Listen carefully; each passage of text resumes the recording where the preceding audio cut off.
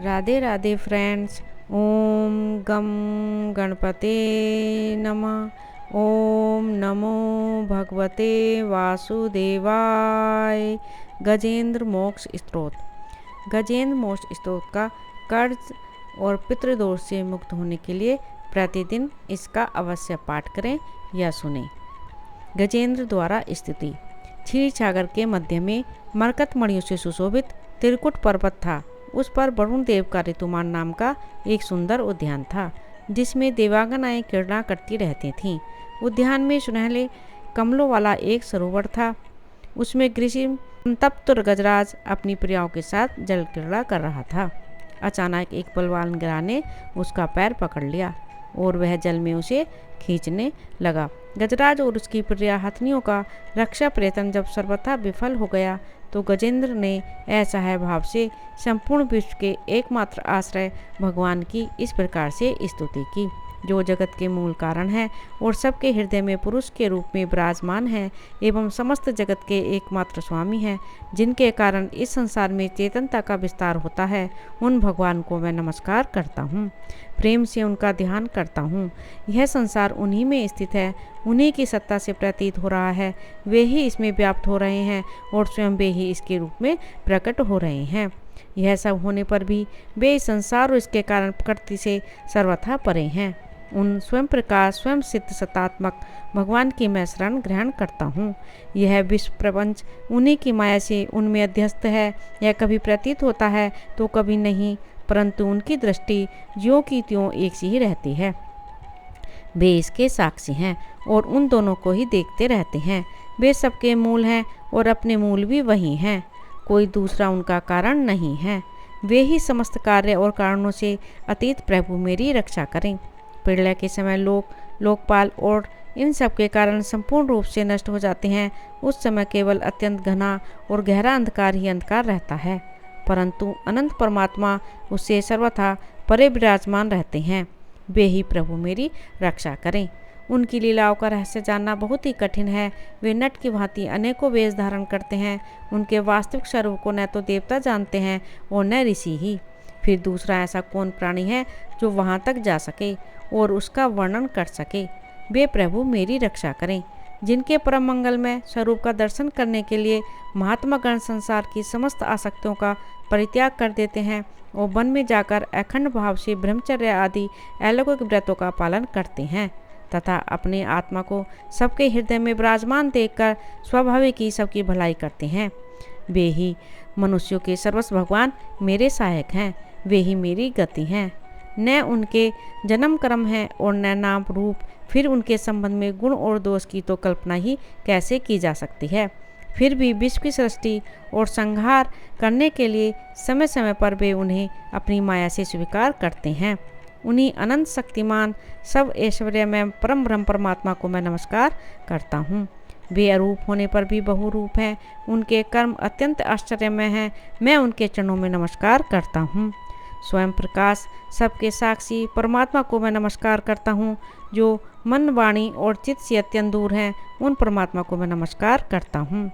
विवेकी पुरुष कर्म संन्यास अथवा कर्म समर्पण के द्वारा अपना अंतःकरण शुद्ध करके जिन्हें प्राप्त होते हैं तथा जो स्वयं तो नित्य मुक्त परमानंद एवं ज्ञान स्वरूप हैं ही, दूसरों को कैवल्य मुक्ति देने का सामर्थ्य भी केवल उन्हीं में है। उन प्रभु को मैं नमस्कार करता हूँ, जो सत्व रज और तम इन तीन गुणों को धर्म स्वीकार करके क्रमशः शांत घोर और मूढ़ अवस्था भी धारण करते हैं। उन भेद रहित संभाव से स्थित एवं ज्ञानघन प्रभु को मैं बार बार नमस्कार करता हूँ। आप सबके स्वामी समस्त क्षेत्रों के एकमात्र ज्ञाता एवं सब साक्षी हैं।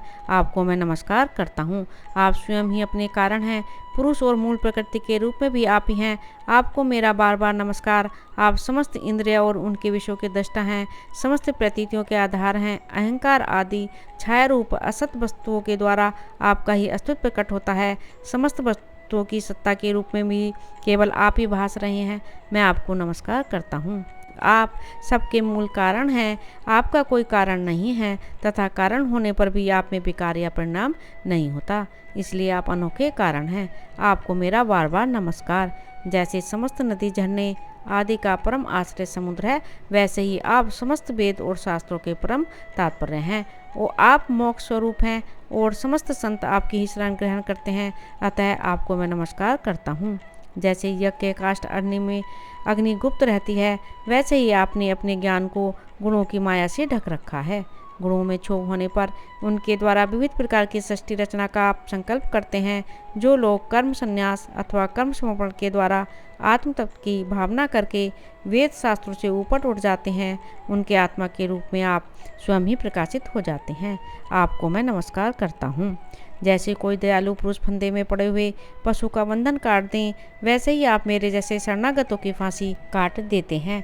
आप नित्य मुक्त हैं, परम करुणामय हैं और भक्तों का कल्याण करने में आप कभी आलस्य नहीं करते। आपके चरणों में मेरा नमस्कार है।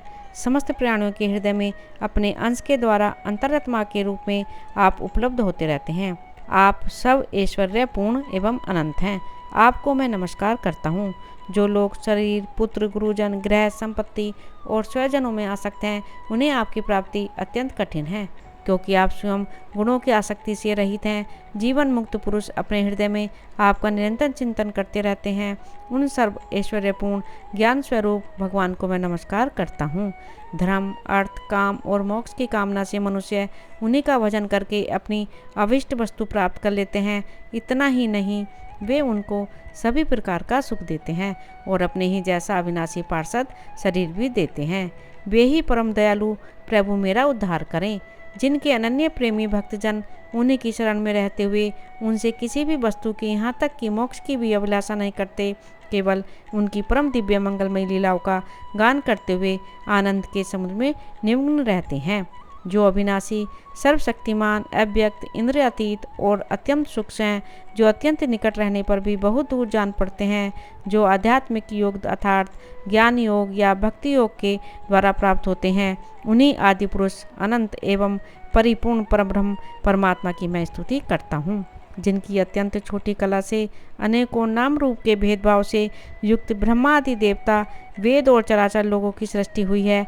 जैसे धधकती हुई आग से लपटें और प्रकाशमान सूर्य से उनकी किरणें बार बार निकलती और लीन होती रहती हैं, वैसे ही जिन स्वयं प्रकाश परमात्मा से बुद्धि, मन, इंद्रिय और शरीर जो गुणों के प्रभा रूप हैं, बार बार प्रकट होते तथा लीन हो जाते हैं, वे भगवान न देवता हैं न असुर हैं। वे मनुष्य और पशु पक्षी भी नहीं हैं, न वे स्त्री हैं न पुरुष और न नपुंसक।